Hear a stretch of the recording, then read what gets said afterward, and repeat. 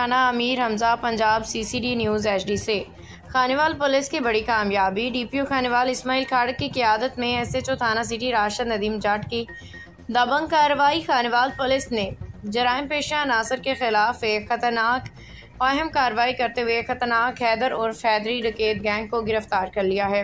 यह गैंग डकैत, चोरी और राजनी की मुतादिद वारदातों में मुलविस था और शहरियों से मोटरसाइकिल, मोबाइल फ़ोन और नकदी छीनने में मतलूब था। पुलिस के जदीद IT सिस्टम पेशेवराना महारत ने इन मुल्ज़मान को कानून के कटहरे में खड़ा कर दिया है। इस कामयाबी पर DPO खानेवाल ने SHO और उनकी पूरी टीम को शाबाश दी है। बरामदशुदा मालियत तकरीबन 4,70,000 रुपये के मोटरसाइकिल, मोबाइल फ़ोन और नकदी बरामद कर ली गई है।